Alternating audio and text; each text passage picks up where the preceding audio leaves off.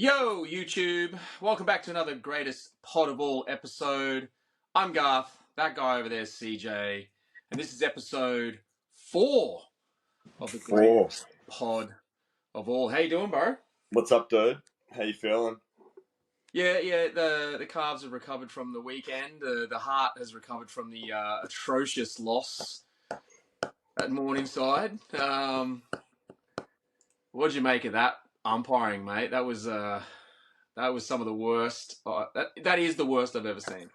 We had the luxury of not risking a fine on this podcast. Yeah, we can say whatever we want. We can bash the umpires. Mullet man. I'd like to quote Tony Cochrane when asked about the Suns, because the verbatim that he used was about right. If I can use the word shithouse, I'd say absolutely shithouse. Man, it was so bad. Like I think one of the guys on the bench, or one of the people watching, said there was 7 50-meter penalties paid against us for nothing.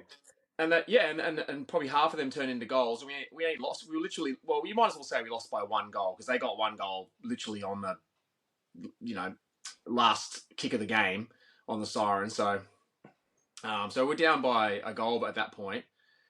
I had one personally paid against their opposition, and even I turned around and said to their player, I was like, "What? How was that 50 meters?"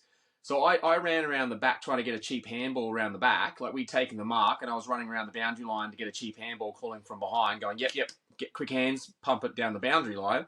And my opposition player followed me, which he's allowed to do. Mm-hmm. And then I didn't get the handball, so he was still manning me. And he was standing right next to me, and the umpire said that he was in the protected zone. And I was like, yeah, but he's following me. He's allowed to be there. Mm-hmm. And we were like past the mark. Like, we were actually past the mark, because I'd given up on the handball, but I ran out of the space, and he pinged him for 50. There was another one. There was 50, and one of their players was like, "What was that 50 for?" And I was like, "I don't know." Like 7 50-meter penalties in a 2-goal game. I mean, it was pretty bad. And then he'd pay every You got snapped head high. Every third holding the ball or high tackle. So there'd be 2 in a row that would be, that's high, that's holding the ball. And then the third one. And then he paid the third one, and coincidentally, it was the one we had the first 2 that should have been paid, and they got the third one. There was some absolute dead set holding the balls where the guy had taken on the tackle, got tackled, pinned, and then he just dropped it. And the umpire said, play on. And then you get another one where it was like incorrect disposal. And we think it's going to be play on. So we're playing on, and then he pulls it back, and then he plays an advantage. Yeah. Oh, man, it was so bad. There was one where I went up for a spoil, and these are the only 2 that happened to me, but there was lots I watched. But like, when it happens to you, you go, what's going on? Like, there was a guy down the boundary line, and they kicked it to him, and I had the sit, so I was easily going to spoil it. And I jumped up and punched the ball, but I got a bit of hang as I punched the ball, so I went over the top of him. And he kind of what do you call it? Got underneath my legs, which is actually a freak against him. But I punched the ball, I spoiled it, and the umpire said a non-realistic attempt. Yeah, that was horseshit. Unrealistic attempt at mark. And I was like, I punched the ball. I wasn't trying to mark it. Is that a free kick? You're allowed to spoil, right?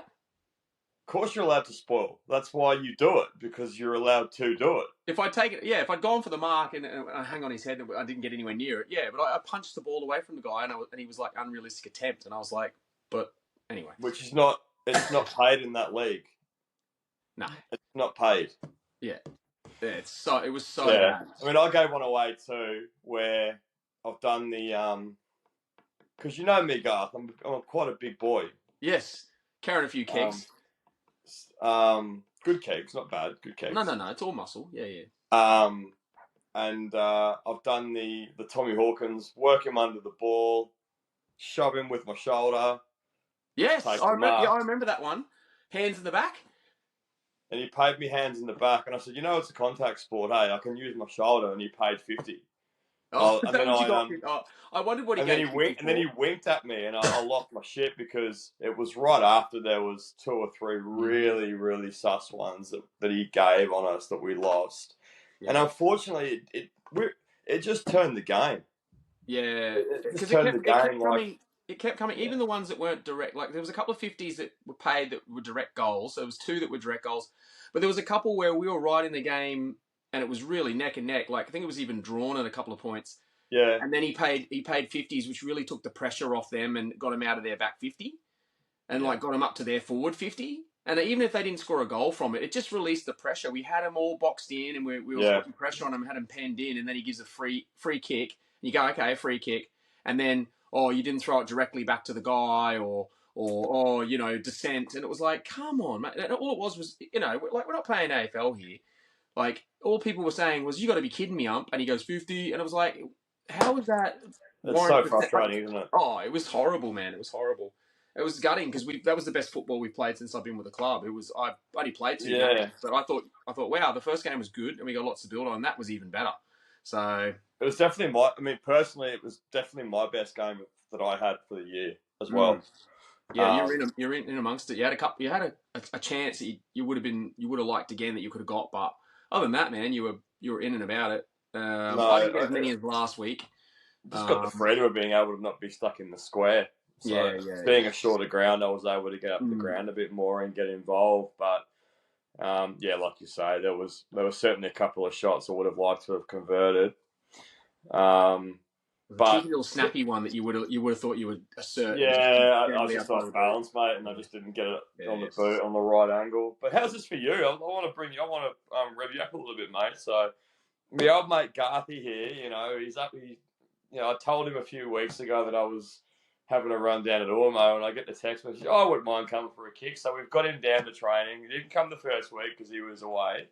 But we got him down to training, and he's got picked for the Cooperoo game, and he's done well. We'll have to get the photo up, mate, so everyone can see us in that horrible jersey.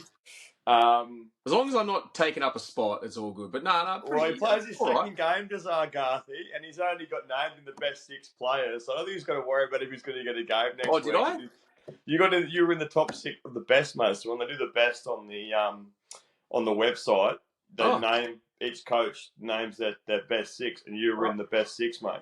For this week. Yeah, I was pretty stiff because I had 2 goal assists and 2 goals to my name, so I was pretty stiff, but the fact that you got in there, mate, means that I've done my job because I'm the one who got you in the mid-season draft. Yeah, thanks. So. Yeah, mid-season draft. Yeah.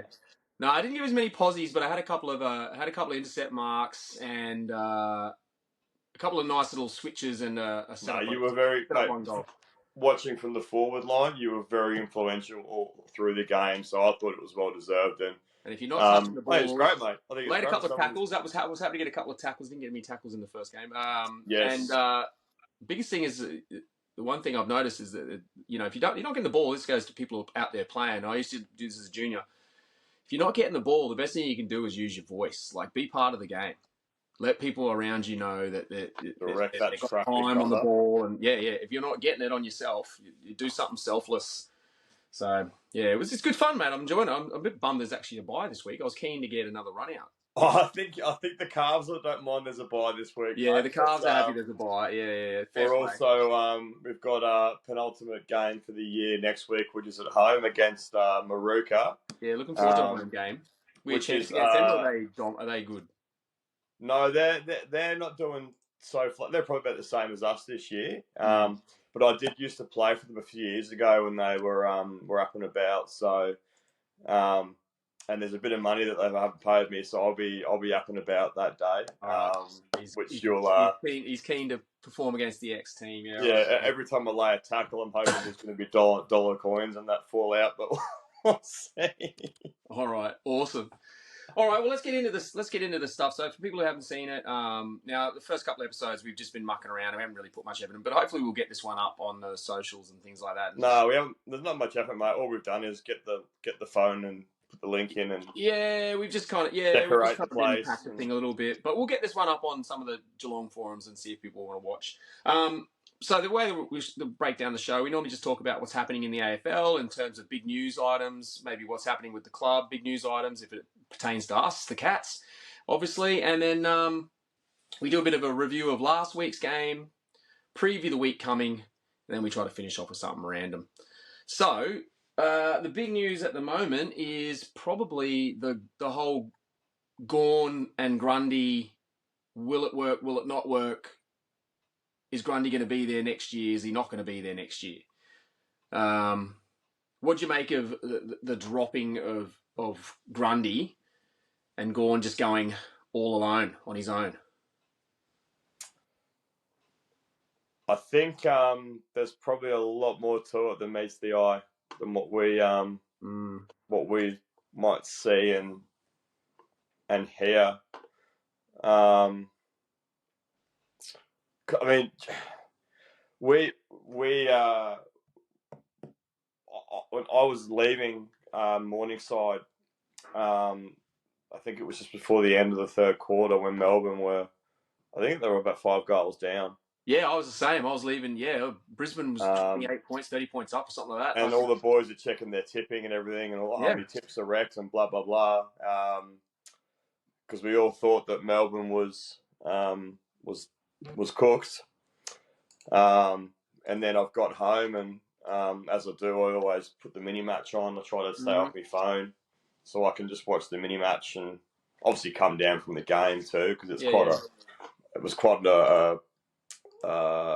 adrenaline fueled evening on Friday. Got a bit fiery, yeah. And watched the mini match, and I couldn't believe it.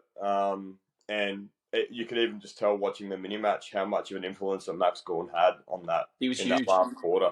Yeah, he was huge. It was huge all game, but I mean, there's been commentary about the whole Gawn Grundy thing, because the idea, Melbourne obviously had a clear plan. They just thought, well, you got one ruckman, and we clearly value ruckman. Other teams maybe don't value rucks as much, but Melbourne clearly do value their ruck division. Jackson, even when they had Jackson as well, so that was a big deal. And they're thinking, okay, we lost Jackson, we get Grundy. And they probably thinking to themselves, that's an upgrade in terms of ruck work compared to Jackson, because Jackson's only just starting his trade. You can see where they were going with it. They just thought that our on-ball is so dominant. Oliver, Petrarca, Brayshaw, Viney, that's huge. If you've got two quality ruckmen tapping it to them all game, we're just going to dominate out of the middle. So you could see where the thought process was, but for whatever reason, it's halved Max Gawn's game, basically. And he's influence. Well, like I say, we've seen the switch throughout the year. And we've seen Gawn down forward, and you could just tell, because even when Melbourne played us, I don't think they were getting any in the 4 weeks leading up to playing us. They weren't averaging more than 59 points a game, which is very low for a side that's only won a flag a couple of years ago, really. Yeah. And I think it was predominantly Gawn playing that forward role. And they probably were losing out around the park in trying to that game plan. I think that was the original plan. I think they decided that Gawn was going to be the one that was going to be the key forward, or part of the forward mix. And then it seems like they changed their mind on that and tried to do a bit of 50-50, and that didn't work either. Now they've gotten to the point where they're like, look, it's not working. Let's just go back to what we know. Petrarca's playing forward predominantly, like 80-20 now. And Gawn was just massive. He slaughtered Oscar, and he's no chump, but he slaughtered him. No. Well, I mean, so when you've got two big men in your side that are as influential as they can be, like we know how good Brodie Grundy can be. Let's not get it twisted, But I don't really follow the narrative, and I don't believe that they're getting him to go down to the VFL to work on his forward craft. Yeah. You don't become a forward. I mean, no. If he was going the other way, if he'd given up playing, if he'd retired from the AFL and came up to Ormo as he's looking down forward, wouldn't you? Because why wouldn't you? Well, here's the thing. Like, what they're saying, he's going to go back and be a forward. What kind of forward? But he's not a lead up forward. He's not fast enough for that. But he's 29 years old. He's 29 years old. Yeah. He's been playing as a ruckman the majority of his career, his whole career. And that's what he's good at. That's what Collingwood offered him the money for, which he had every right to take because it was put in front of him. and it's due to circumstances that were really outside of his control that he's ended up at Melbourne anyway. Now he obviously had a say in where he Well, where he Melbourne wanted to clearly go, sold him depending on the the interest. dream. Yeah, Melbourne Yeah, sold it to him. but and of course, like you're going to a side that has won a flag, that has the one of the best players in the comp in Petrarca, probably the best ruckman of the last 5 years in Maxi Gawn. Why would you not want to be a ruckman with that midfield when you could tap it down to Petrarca and Oliver and these sorts of players? So, and there's a pretty good spine in that side too. If you look right down the middle, going back from May to May, Oliver, Petrarca, Gorney, and then Bailey Fritz down forward, and Kazai Pickett. Yeah. It's a pretty good spine, that. And why would you want to play in that side where there has been success? I think you draw that plan up and you say, this is what it's going to look like. And clearly they sold him the plan and said, you're a dominant ruckman. Gorney's a dominant ruckman. You guys are just going to slaughter every other ruckman in the league. You're going to tag team. You two are going to dominate. Our midfield's going to get the most of it. It's going to go forward. We're just going to be a machine. And on paper, you go, yeah, that makes a lot of sense. You can see it working. And for whatever reason, it hasn't worked. I can't see the narrative of him going back to the VFL and being a forward and coming back into the team. No. He's not making his way back into that team. I mean, let's face it. I mean, they got down to the 5 VFL rounds to teach him to be a forward. It's not going to happen. He's gone down to the VFL to get run on his legs, and he's probably less chance of getting injured down there, considering the investment that they've made in him. Stick him down forward and... Yeah, and the thing is that he's really just there for the rest of the year as an insurance policy in case Gawn goes down. That's what he's there for now. He's not coming in as a forward. Gawn and him, and you've played 18 rounds now. Clearly, the experiment hasn't worked. They've given it enough time, and now they've realised, look, we're getting to nut crunching time. It's getting towards where we need to be hitting our best form. We're not going to experiment with this anymore. We're going to pull the pin. It hasn't worked. Well, like I say, behind the scenes, they'd be having that conversation. He would know where he's at. Well, they've already had that conversation, and you can't tell me that Max Gawn, being the captain of the footy club, has not had a say in how the direction needs to go going forward. I saw him he's the one going to Matt's committee. He's the one who's got an opinion. He's the premiership captain. Well, I'm assuming he's got a big say. He wouldn't be the one pushing for it, because I heard the interview he had after the game against Brisbane. They were asking me about the Brodie Grundy thing on the ground, and he was saying, look, we're not giving up on that. I'm determined to make it work. I love Broads, and he's going to go back and do his thing, and we're going to really work hard to make it work. And I believe that he wants that to happen. But I also think, on the other hand, two things can be true at the same time. I think he wants it to be a success, and hopefully it does. I don't see it. But he also knows behind the scenes he's going, look, it's not working. Yeah, let's pull the pin. Let me just go back to what I'm doing, what I do best, and just let me dominate. Yeah. And to be fair, they've gone from that 60-point mark where they couldn't even score with all their forwards in that mix and 2 dominant ruckmen, and now they've given that up. Max is in the ruck, and they scored 105 points with Petrarca down forward. So, and Petrarca is a midfielder, but he seems like more of a natural forward than Brodie Grundy will ever be. So, I don't see them changing that mix now. No, it's something they'll have to figure out, but they've got to figure it out soon. But in saying that, they've got one of the easier draws coming into the finals, so they're going to be right up there. We'll see. We'll certainly see. So the other big news with the Grundy thing that affects us as Cats fans is that, like we are with every bloody ruckman that ever comes around that's on the market, and Geelong having this eternal ruck crisis / problem, is that he gets linked with us now. And the rumours going around is that, Collingwood's paying a part of his salary to go to Melbourne. If Melbourne wants to dump him off the contract that they've got, which is a long one as well, they're going to have to pay part of that. So clubs that are in for him could get him on the cheap. Is Brodie Grundy a player you want to see at Geelong? Does it make sense? Does he help us? Stanley's 33. He's our number one ruckman. He's been injured a lot this year. He's not going to go much longer, you got to think. We've got the young fella Toby Conway coming in that they've been blooding a lot in training, and the VFL, they've really got high hopes on. I know he's not ready now. Big guys take time, but they're very bullish on him, and, doing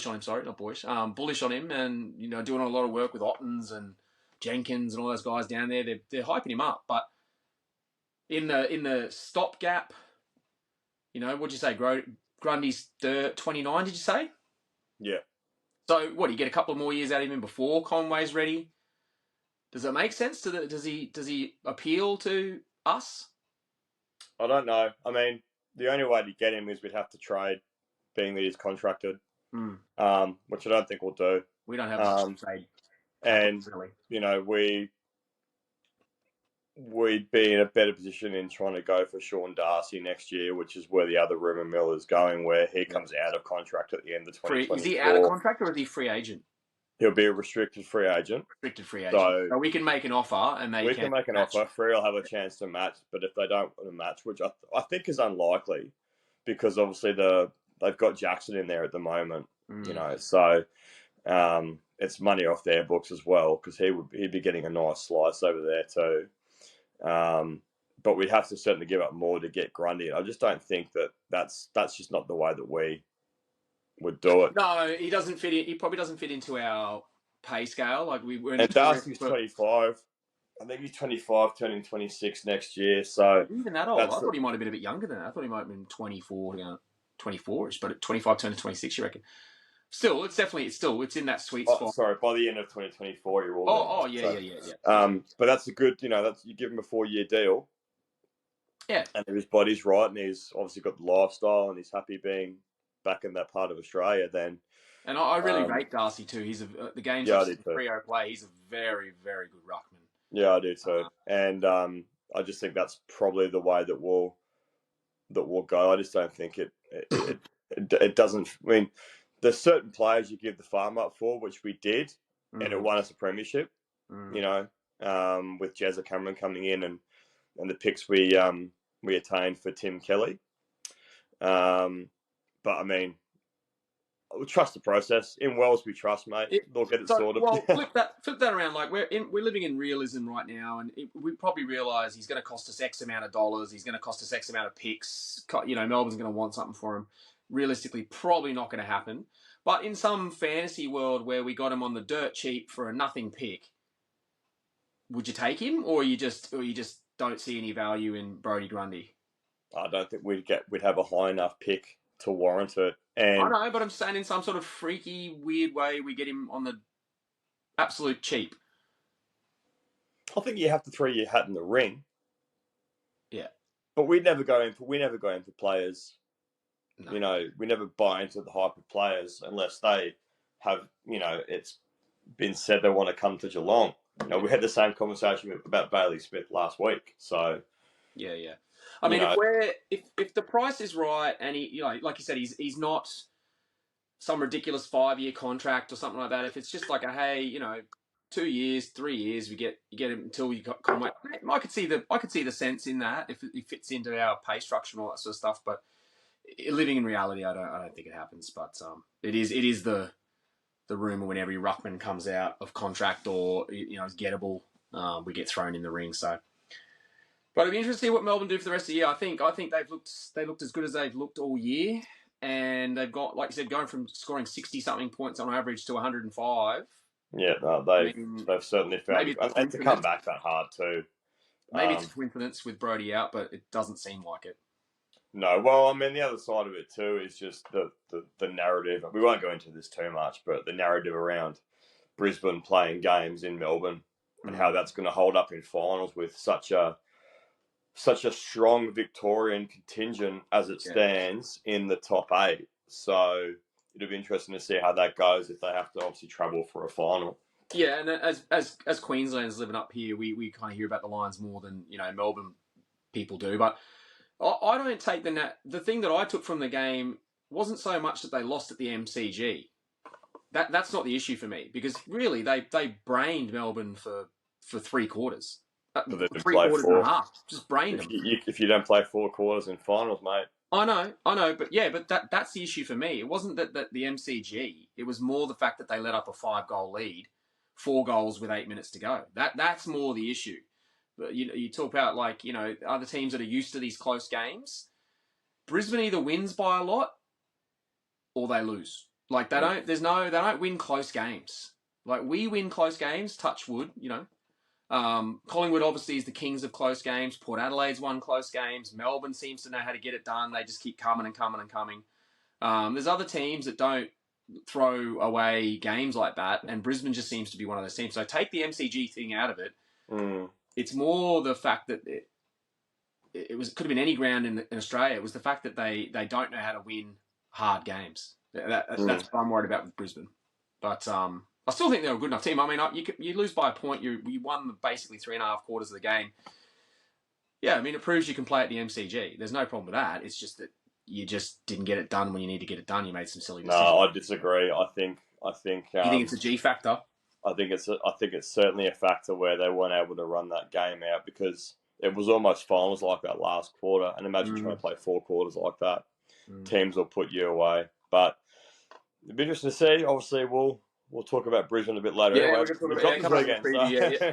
Let's talk about Brisbane a bit. All right, so let's get on to the game from last week. Essendon at GMHBA Stadium, which was supposed to be a big reveal or opening for the new stadium. It didn't quite get there, but we don't host Essendon. We don't host Essendon very often at GMHBA. In the pod last week, we were talking about the things we were looking for, which was obviously the cream on top. Cats getting the cream. You said you wanted to see a big game from Bose, and I said for my Cats get the cream, I said I was looking for a dominant display to really put the competition on notice. Well, bloody call us Nostradamus, mate, because how bloody good were those calls? Yeah, what do you make of the game? We know a little bit about how the Cats go, don't we? Yeah, mate. No, mate, it was good. I mean, obviously the Cats got up by 77 points, 18-14, 122 to the Bombers, 7-3, 45. I think we put the cue on the rack after the end of the first quarter, but we were just that good that we were still able to score. So looking at the stats here, Big Tommy with 5 goals. Played great, yep. Maxi Holmes with the game high 33 disposals, which was fantastic. This is my favourite one too. Tommy Hawkins there as well. 5 goals for the game, but 12 score involvements for the match. So he was huge away from the sticks too, as always. Grime was good as well. Grime was there, but our old mate Tommy Atkins with 12 tackles in the game, 16 contested possessions. Yeah. He looks like he's hungry again. Like he looked like he was. You never know with players. Like you don't want to be too hard on players. You never know behind the scenes if they're carrying niggles or they're just not 100%, or maybe their preseason wasn't as strong as they let you believe.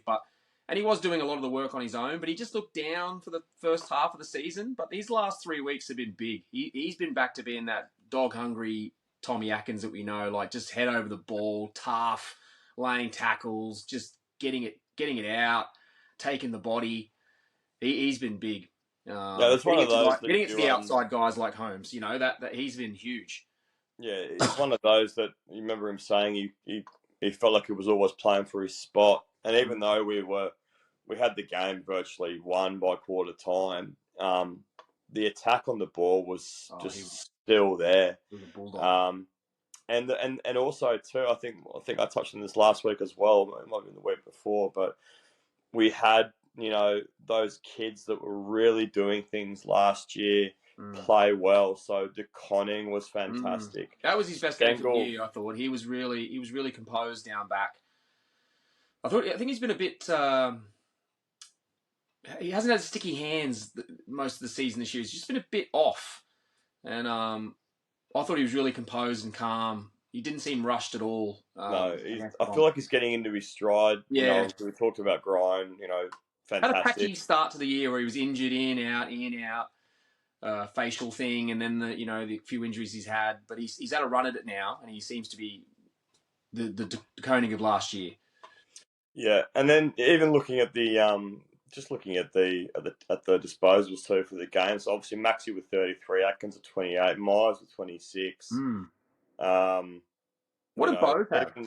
Even Zach Guthrie up there as well with 24. Like he was big. He's probably been BNF for sure. He's there's kids that are getting their hands on the on the ball, which is fantastic. And we're starting to look like we're a different side compared to the first probably 10 rounds of the year. We're playing with that conviction. We're playing hard. Those kids that were performing last year, which had a lot to do with us getting to the flag, they're really starting to, pardon the pun, find their stripes at the moment. I like what you did there. I think it's coming at the right time because obviously the good thing to see is that we're finally sitting in the top 8. Obviously, it's tight behind us, but I do enjoy looking at the ladder and seeing Geelong in the top half of the 8. As opposed to hovering down at 12th and 13th at one point in the year, which is looking to be lively. So, and I love the way that Chris Scott came out and just said, he put everyone on notice. I love that. Yeah. I think they know more than we do, and they know more than we do, and they know what's going to work for them, what's not going to work, and Scott is one of the toughest coaches to coach against in the league. So I'm really, really optimistic about how we're going to go over the next month, personally. But yeah, me too. I'm much more optimistic than I was a month ago. The two things that stood out for me was our midfield mix looked the best it's looked all year. So that mix of, and it's an interesting mix too. Like that mix of basically your 5 mids, if you want to call them, rotating in and out with some others. But the mix of Atkins, hard nose over the ball, contested possession. Dangerfield, hard nose over the ball, burst from stoppage. Tanner Bruin really impressed me. I thought he was very clean by foot and by hand as well. Like really clean with picking up the ball off the turf. And he's that little bit of class. He's got a lot more skill than people give him credit for. I thought he's very good on both sides of the body. You've got Blitzarves, which can play tall, small, can ruck, can follow up. And then you've got, on the outside speeds, you've got Max Holmes. That's a really interesting midfield mix for us as you're starting mid. I thought they performed brilliantly, and they put Essendon to the sword first quarter. They were tougher, harder, classier, and so clean. It was a very wet, dewy kind of game. They were slipping and sliding, but they were clean as a whistle with the ball in hand. No, we were. Really impressed with that. And the second thing that stood out for me, I don't know about you watching the game, was how composed and how organised our back seven was. Yeah. And it raises the question again, we've been talking about the last couple of weeks, it raises the question of, is a Sava Radaglia a square peg in a round hole? Yeah. Or is he in our back seven? I don't see it. I think that back seven, you still got Buse to come. Buse wasn't in, so Buse is to come back. No, Buse will come back in, certainly. Could even and Cam Guthrie's still in the play off half back as well. Yeah. I don't know does he get into that mix? I don't know. Scotty loved him. I don't know. I think it's the time of the year where you have to start making a decision. I think he certainly can provide coverage in that area, because there's not many guys who can move the way that Asava does. And he certainly looks more confident as a defender than he did playing as a forward. Yeah. I'd agree with that. I don't know. I think that back six of, it's hard to go past, Jack Henry, De Koning, Stewart, Kolajasny, Buse. And now the other wild card that's popped up, because we talk about those the back seven from last year's premiership, which are all playing on Saturday night. You've now thrown the wild card in there, which is Bose goes back, which he came from the Gold Coast as a half backer. We promised him midfield time. He's played a little bit of wing. He's probably pinch hit in the midfield a little bit, but it hasn't quite. Maybe he's not ready for it yet. We've talked about that, where he's just maybe doesn't have the tank yet, or he's not quite ready to have that permanent midfield role. He was fantastic off half back. So if I'm picking someone with the versatility of Bose versus Asava, I'm taking Bose in my 22. Yeah, but you got to remember the Zach Tui to come back in as well. Zach Tui's got to come back in. He was rested. Yeah, he was managed. So that back six that back six looks more on the lines of having, no particular order here, but Tui, Kolajasny, De Koning, Buse, Zuthri, Henry. and Jack Henry. That's a pretty good back A six. bloody good six. And then you got the guys interchange out of there. Like you said, Tui's always named on the half-back line, but he can Tui play can go wing, up to the wing, and you can he can play drop Cam forward Guthrie pocket. back He could, there. yep. We got some nice versatility in that back line. And then, like I said, you got the versatility of Bose. He can do a bit of everything as well. I just think as well, if we're really looking at going far in finals too, there's a lot of players on our side, especially in that back six, that they really are finals hardened. They really are. Yeah. And I think we've managed players really well to this point of the year. To get I to think it this goes point, back to. I don't think anybody had us anywhere near the top 8 at the start of the year. Nah. And here we are. So. And I mean, the thing is, the injury, all the injuries we've had this year, it's probably been that back six that's actually copped the injuries for the biggest part of the year, and that cohesion. Our forward line is pretty much held together by a few injuries here and there, but that back six, we haven't really had the same back six playing week in, week out for a big cluster of games, and we've had that the last month where they've all been back together and they're all now hitting their straps. Yeah. And I think the conversation with Asava coming in and out, it goes back to almost the Gawn and Grundy thing where, all right, it's nut cutting time. You got to make the hard calls, like you said. And if we know what works for us, which is that solid back 6 or 7 that we know have got the job done and know the cohesion and know how to play off each other and know what to do, I don't think you want to rock with that. No. Coming into the last stretch of the season, I think we've tried the Asava thing. I think he's got potential. Whether he stays next year or not, I don't know. I've made my points before where I think his best position would be to ruck, but because rucking doesn't require as much structure around your position, he can get around the ground. He's obviously athletic enough to do that. But we'll see what happens. But yeah. Other than that, obviously we came out the first quarter. We blew them out of the park. Like you said, took the pedal off the foot off the pedal a little bit. But just everyone across the board, it really felt like last year's Geelong team. We were clean. We were calm. We were organised behind the ball. Our team defence, which is something that's really let us down. Teams just waltzing the ball through us through the middle of the park. Didn't happen at all. Turnover. We killed them on turnover. We've got the back six right. We've got a couple to figure out in the midfield, obviously with Guth going down with an injury, which happens. But we've got the backs right. We're getting the midfield right, and the forwards are now starting to get some form too. So now it's just a case of putting it all together. And I really wouldn't want to play us. I know we're biased, but I really wouldn't want to play us. Yeah. I think the whole talk, we talked about it last year when we had those 4 games where Stewie was out, and they were all against. At the time, there were top 8 sides.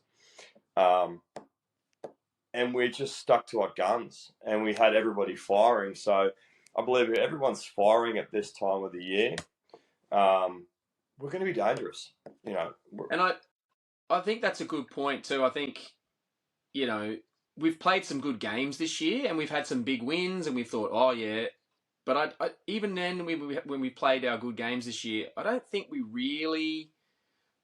It still didn't feel... I don't know what it was, but it still didn't feel like our best. Even though the scoreboard would say you must have played really, really well. And we did, but it didn't feel like our best from last year.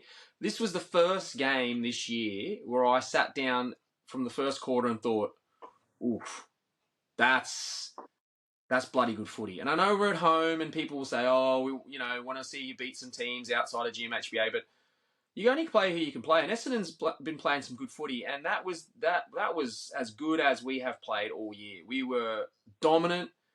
We were organised all over the park, dangerous going forward, hitting up targets by foot, the best we've hit them up all year. That was our real strength last year, was just hitting targets inside 50. And hitting good targets, not just hitting 45 targets, but hitting 30 targets, and having guys with easy shots on goal. That was a massive strength for us last year, was just our precision by foot. And that was the game plan, so good. Remember that this documentary they put was we've got these two big forwards down there. We've got to get it down as quickly as possible. And I think we saw that, and when your big forward Tommy kicks 5 goals for the game, and sets up about 6 others. Yeah. Gee whiz, And it's the type of kicks too, because with Carlton they've got two big balls down there, but they seem to just blaze it in. Mackay and well, they've got one big ball down there. now big ball Five now, out for but years. Kerno they were always criticised for fighting over this like seagulls on the same ship. Yes. If you watch the behind the goals stuff, you watch the replays they show on Fox Footy and so forth, where they show how Hawkins and Cameron work together to create space for each other. Cameron drags his player up the ground, gives Hawk leading lanes, vice versa. That it's if we have those two targets and hit them up properly, it's a very hard forward line to stop. Yeah, it is. It And is. Jezza was down. And he barely got started. Jezza. I mean, he had a few injuries on and off the field, a couple of cuts and things like that, and he had a couple of very average kind of moments for Jezza. But to still score that score, everyone's chipping in, small forwards hitting the boards. Ollie Henry was great. He was dangerous and up and about. It was the best we've looked all year. It was a really dominant display, which is put the competition on notice. I think we've been winning, and people are like, oh yeah, we haven't quite seen it yet. I think this week is the first time people have gone, oof, okay, that was something. I think being in that top 8 is going to have a lot to do with it. But we just have to win this week. We just have to win this week, and we're just hoping that a couple of those teams sitting behind us drop games. So Footscray obviously play Essendon, so that's going to be a decider there. And St Kilda play North Melbourne, so we don't really want to drop points if we can avoid it. Yeah. I mean, I think the worst that would probably happen is we'd go down to 7th, but we really want to be in that 5th or 6th spot to get a home final. I think the way that we talked about how many 8-point games we've got. This is another one of those. Yes. But this is also one of those ones where, hey, if you lose it, that's all right. It's a good team away from home. It's more about the way we play. Let's test ourselves against the best, and if it's a close game, we go down. Hey, that doesn't take away confidence. That builds confidence. Yeah, we're on the right track, and that means we win the games we've got to win, and maybe knock off one. If we knock off one of Port Adelaide, Brisbane, or Collingwood, that puts you right in the mix. So that probably leads us into the preview, man. So, as we've spoken about, we've got Brisbane at the Gabba, Saturday afternoon game. Weird time slot, 4 o'clock on a Saturday afternoon. I think the AFL was probably thinking that, there wasn't a lot of interest in the game with the way that Geelong were going. Remember, this is one of the fixtures they didn't schedule until. Yeah, that is right. Yeah. So they've taken one look at Geelong at the start of the year and given us the twilight game, and we probably should be playing at 7:30. But in saying that, I'd rather play around 4:30 up here with the way the conditions could be than play a bit later in the evening. So it'll get dewy. Yeah, for sure. The Suns, Gold Coast ground seems to get way more slippery than the Gabba, but the Gabba's still a very, very slippery, dewy ground. Closer to the ocean too, man. Yeah, totally. A lot more condensation gets around that area, so our form's been good. Brisbane's has been good. Knocked off a few games they absolutely should have knocked off, and they got knocked off by Melbourne last week, like we spoke of. But they still played some good footy. Recently, we've had some good results against Brisbane, away and at home. We were at the prelim final at the Gabba, the 2020 year. That was a great moment when we realised we were going to the granny. We've beaten them at the MCG. It kind of feels like a danger game. It kind of feels like Brisbane's due to knock us off, but totally in isolation and how we're playing this year. How do you see the game going? I think the result they had last week probably is going to put a bit of doubt in their mind about playing us because we're finding us traps. I think most teams would prefer to do the Brisbane trip than to probably go anywhere else. It's tough to go to Adelaide. It's tough to go to Perth. Well, touch wood. We have played well at the Gabba. We have played well. Like the Gabba. That COVID year, we played really. I mean, it's a bit of both. Like we were a good team in 2020 as well, but we have played well at the Gabba historically. I don't know why. Maybe the dimensions of the ground being a bit shorter helps us a little bit. But We played the ground well, as we saw. There's a pretty good Geelong contingent up there too, so we won't be short of supporters there. I believe the game's actually general admission on that is sold out. That's generally a good sign. yeah. And it's the only time Geelong are coming up here this year as well, so that also plays a part too. But look, I'm confident. I think the way that we've been playing coming into this, obviously the draw was a bit disappointing. You'd rather lose and get a draw, wouldn't you? Then you know where you stand. Yeah. But we've had 2 weeks of we played obviously North a couple of weeks ago, and then we played us a lot. We've had 2 real strong weeks of just getting some run into players and getting the boys starting to feel good about themselves. I think we were talking about before with Scotty. I think that going up to Brisbane and that changing the narrative to not everyone's chasing us. We're now the hunters. Let's go and get them. I think so. It changes the narrative. If we were going up there as the ones that they were coming after our spot, which we are the reigning premiers, but they're higher on the ladder than us. If the roles were reversed, I feel like it'd be a really different narrative. But it's almost like no, we're going up to get you. Yeah, if we'd got up there and we were sitting in the lower half of the ladder, then we wouldn't really be giving it too much thought. But the fact that we've, the game we lost was against Port in Adelaide, which we were good for 2 quarters. We were very good. And then, we beat Melbourne at home, which was a tough game in the wet. We draw that game. We're becoming off 4 wins, and the narrative would be completely different because we'd be coming off 4 wins out of the last 5. Yeah. And the draw hurt us because if that had been a win, not a draw, you'd actually only be a game behind Melbourne. Yeah. You'd literally be 1 game, and they could drop 1. You win 1, you sneak in the top 4. So it's a huge game. I think honestly, how do you see what's the most important matchup for us to win the game? Then where do we win the game?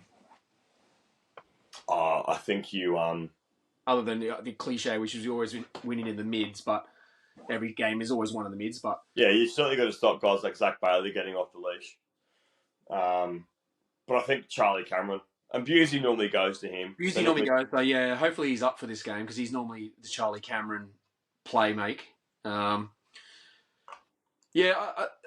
be fair, we probably need that warm up game for Jezza because I feel like Harris Andrews has always done a good job on Hawk. So it probably relies a lot on they've got a very good small forward fleet as well, and I think our backs will do a job on their big forwards. It's their small forwards that are dangerous. You said Charlie Cameron, Zach Bailey's dangerous. But I think Brisbane is going to struggle with our small forwards. I think Rowan's going to play a big game. I think that's where we win it. Guys like Rowan and Ollie Henry and, Stengel. I think they're the danger for us. I think it'll be a 50-50 matchup with, Jezza and Hawk on their opponents because they've got a couple of good key backs down there, Brisbane. Yeah, well, Rowan's and Busey are the test. Obviously, we haven't got the sides yet, but Rowan and Busey are the 2 that are listed. Rowan, he had a big limp up, Corky maybe. Yeah, no, it was. I think he was a bit of a rolled ankle last week. Oh, okay. But if he gets off the leash, he'll be dangerous. The games where Brisbane have got on top of us, guys like him had gone missing.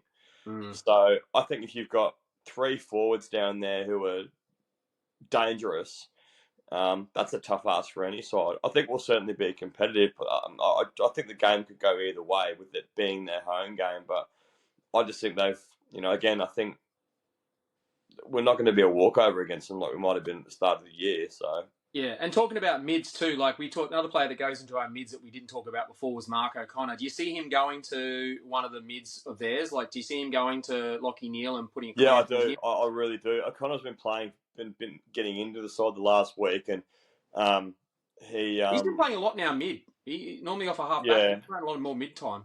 But he also gets the ball. He doesn't just he gets his own footy as well. So yeah, and I think we'll certainly take some inspiration from the prelim last year because we put so much time into Lachie Neale in that prelim last year. where he was just fatigued by the second half of the game and didn't have anywhere near the influence that he'd like to have. So, that's why Brisbane went and got Dunkley, because they knew that once Neil gets clamped down on, the rest of the midfield wasn't standing up. So yeah. But they've got Dunkley now. Do you still go to Neil? Do you go to Dunkley? Do you tag the young fella Ashcroft, who's probably never been tagged before, and knock his influence over? Yeah, I mean, I wouldn't be surprised if there's probably a three-way tag in there somewhere. I wonder who you go to. I think you got to put a tag on Brisbane. Not a hard tag, but I think you got to have a run with player. Who that is, I don't know. I think Neil's probably the obvious one because he's got it done for so many years. But they do have more midfield options now, Brisbane, than they did when it was just. Yeah, of course. But I mean, once you get the teams, you look at it and go, okay, we're going to put time into him. The training throughout the week is a lot of we think they're going to do this, so we're going to prepare this way. And then obviously once the teams come through, then the players will get their assignments. Yeah.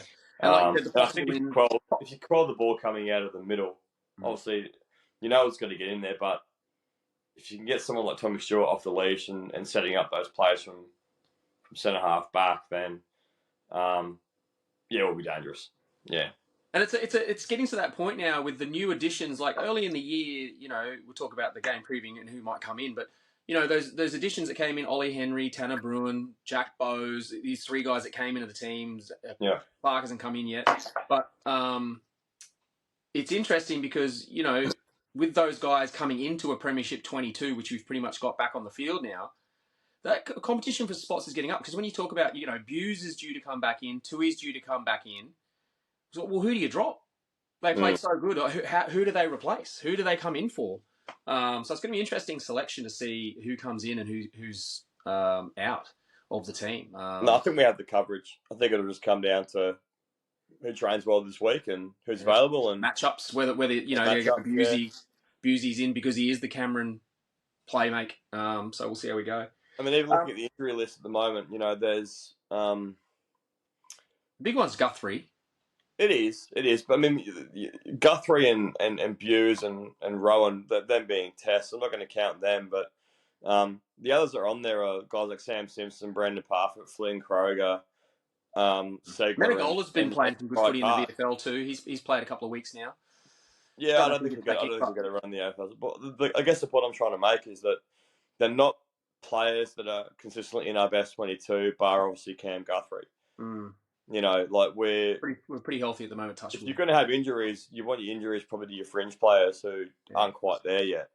Yeah. Nobody wants to get injured, of course, but if you had to pick who was injured, you probably would go, well, the guys that aren't actually playing in our best 23 at the moment. So, look, it's an exciting few weeks coming up with guys coming back in and guys just getting ready to play, hopefully, another final series. Yeah. Well, what we'd like to do, so we just previewed the game. What we like to add here, we like to add a little bit of, ooh, yeah, cream of the crap. Cream. You just like saying cream. Cream. We like to add a little, how do the Cats get the cream? So obviously we want the win. How do the Cats get the what? Well, we get the win. Last week we said... How do the Cats get the what? How do the Cats get the cream? Yeah. You're not allowed to say that word unless you... I'm going to do it every time? All right, cool. Unless you put the cream on cream. All right, so last week we said, how do the Cats get the cream? Thank you. And you said Jack Bowes' big game off the halfback, wanted to see him take his opportunity. I said I wanted to see a really dominant display and really put the competition on notice. Tick, tick, we fucking nailed it. What do you want? What's this week? What's this? How do the Cats get the cream? So we get the win, we go up to Brisbane, we knock them off. What's in a perfect world? What do you want to see the Cats do as well as win the game? Just stay strong in those clutch moments. Don't go to your back. Yeah, we know they're going to come. Just withstanding the pressure that is the Cauldron, that is the Gabba. Because let's face it, we've been there with to those games, Garthy, and we know how parochial the Brisbane fans. Oh yeah. So I think just standing up in the heat, stand up to the heat, and just silence the crowd. Yeah, that's a good one. It's going to feel like a finals game, so it's good finals practice. So I think that's a good one. For me, it's a bit of a weird one because we know how good he is, but Jezza, even before the injury, just tapered off a little bit. And I feel like he needs maybe a finals-like game like you're talking about to really go, all right, come on, Jezza, lift. He's been a bit down. He even came out and said he felt pretty rusty against Essendon. And I know he's playing his role for the team and getting Hawk off the chain as part of that. But geez, I'd love to see Jezza just light it up and really turn it on final style and just remind everyone that form he had at the beginning of the year is still there. So that'd be my cream on the top. And it's a pretty greedy ask because we do have Jezza in our team and he's fantastic. But just love to see him just go ballistic and just put on a Jezza show. The other thing we do, other than the positive, is the negative. What we call it our 9 lives. The Cats lose one of their 9 lives, so they lose the game. That's bad. But what would be the worst case scenario on that? My thing would be going up there and just getting absolutely humbled and pumped. Yeah. Which would be just so against the grain of what we've been building over the last couple of weeks. So, I just if we go up there with after all this talk of we're the danger, and then we get our asses absolutely handed to us, then that knocks the confidence right off after building. Does. Yeah, I think for me, losing, but then we just talked about how good the midfield looked in the game against Essendon.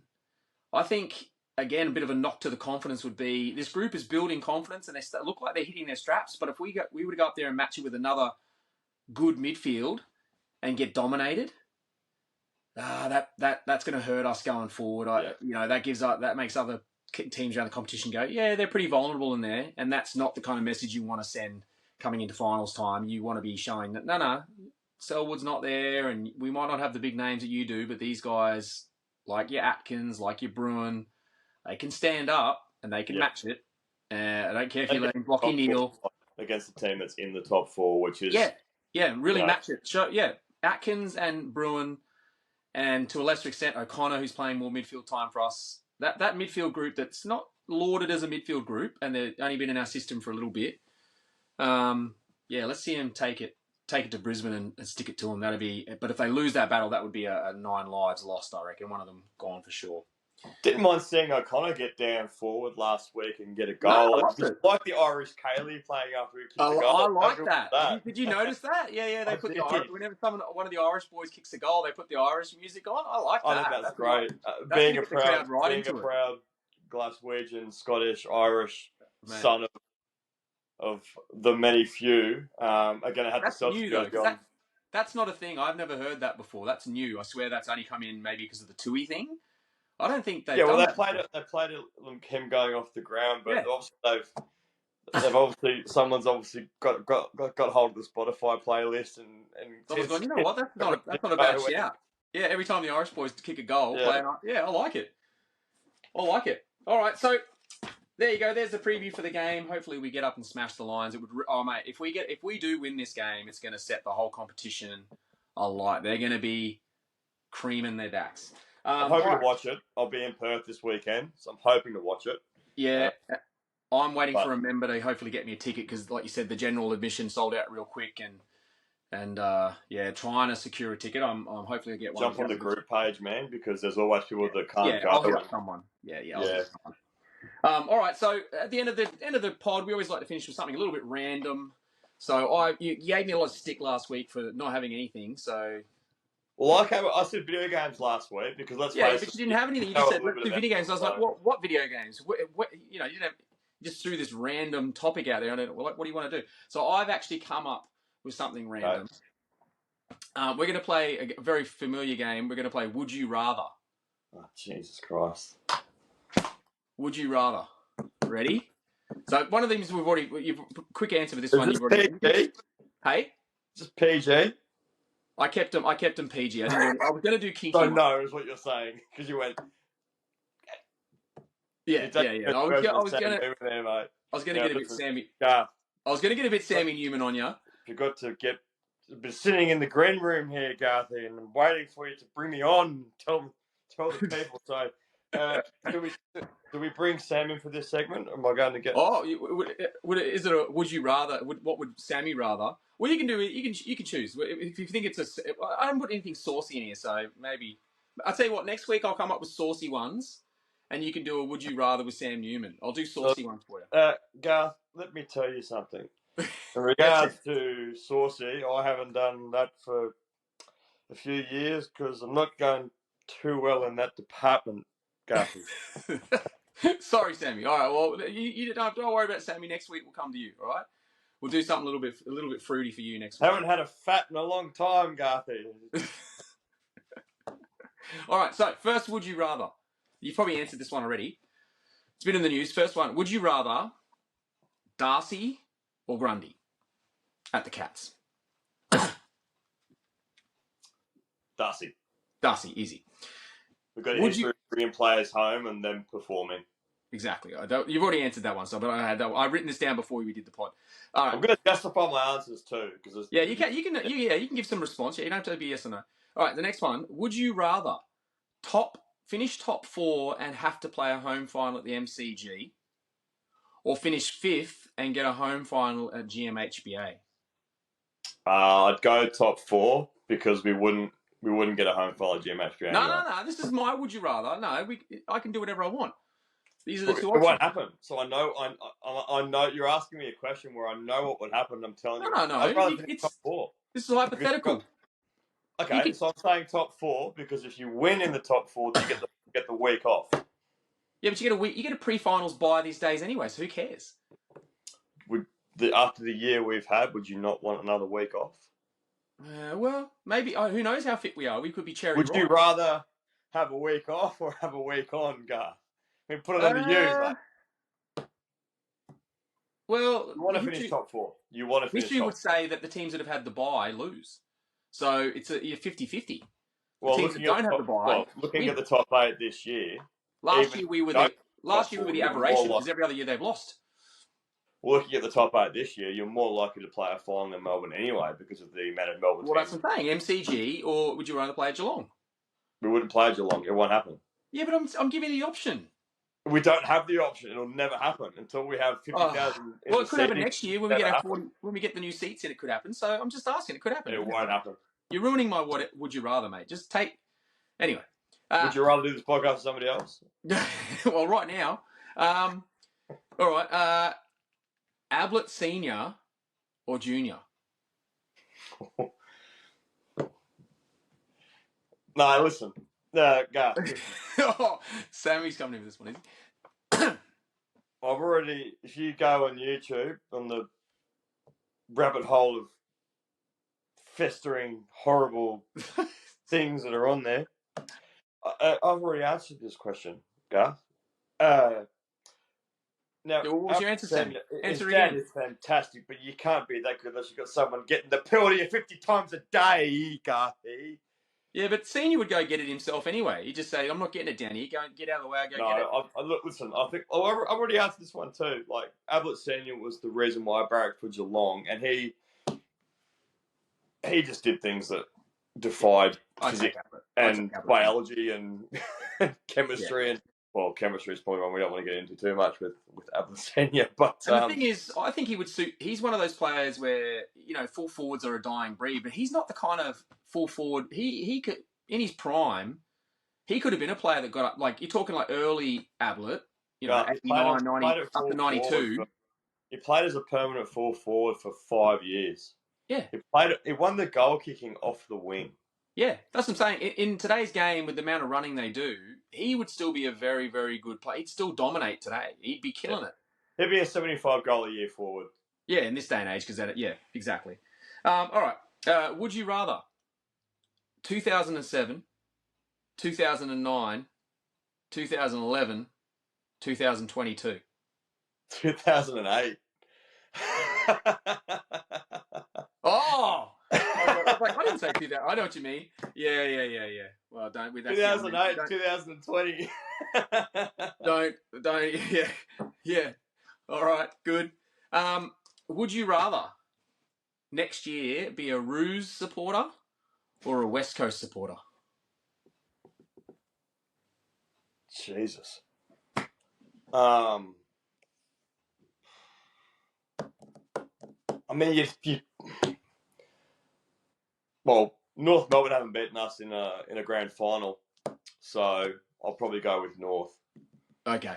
I think because I think I'll say North because I think the way that Clarko was treated with the Hawthorn investigation, they haven't really had a fair chance to that's probably fair. go in with what they were meant to come in with him coming in as a senior coach. So I'd like to see them get a run at it because it'd be another, we're biased, but it's another, older Melbourne side that have had some really, really great players in the history of the game. Stop being the laughing stock, being the whipping boys of the league. So let that be Carlton. Well, let's go back to Richmond. Let's get North ladder. Yeah. Well, I think if you purely statistically, I think North Melbourne has started their descent earlier, so they've been as bad as they can be sooner. West Coast hasn't even got to their bad point yet. Like everyone thinks West Coast is bad. Wait till they carve half of their playing list out and really start with all their draft picks. Yeah, of course. Oh man, they're going to be horrible for years. Just for North, you get a team like North. There's so many games there that you look at now, not so much, but years ago you go, North Melbourne and Carlton. That's going to be a banger, Melbourne and North Melbourne. Like that's going to be a really, really strong, really, really tough competitive game of footy. Yeah. Sort of the way you look at Richmond and Carlton playing these days. It's always a competitive brand. North Melbourne and Collingwood. I'd love to see a big North Melbourne and Collingwood game going forward because it's just another potential entertaining Melbourne fixture that we probably haven't had for the last 10 years. And I watched a little bit of that North Melbourne Hawthorn game, and it was poor. Man, it was bad. Like North Melbourne, just skill errors. Just it was bush league, mate. So they've got a long way to go, but I still think that's going to be West Coast next year. Wasn't quite Brian Lake choking Andrew Swallow, I think it was in 2015, whatever it was. There you go. Well, that's the end of my that's the end of my randomizer, mate. So there you go. I did something for you this week. So there you go. You should be happy. Well, I'm throwing it back onto you, mate, because you've probably got another couple of minutes here. Chalky wise, what have you had this week? We've always got to finish with who's getting the chocolates, and we need to know what chocolates you got. Did you stop at now, Garth? Did I get Garth? I don't know if I had tried anything. Garth, can you hear me? Don't swear. You're on air. Did you get a chocolate on the way home, Garth? You know what I did actually? You know what I did do? Coming back from Saturday, I went and saw some friends on the Gold Coast. Stopped in at Servo, filled up the car. I got they actually had ice cream Snickers, like frozen Snickers. It's good. Yeah, I'll write that.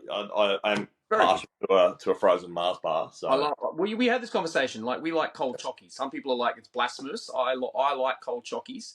I just trying to hang out with those people. Yeah, well, I don't trust them. But people do. People do say they don't like cold chockies. They like warm chocky. I'm like, nah, that's not that. I want to make it. I want to melt it in my mouth myself. I don't want it to be already like sticky and melting already before I even get it in my hand. When I get it in my hand, that's no good. Save that for your OnlyFans, mate. Exactly. Yeah. That you can subscribe to that for $9.99 a month. All right, dude. That's the end of the pod.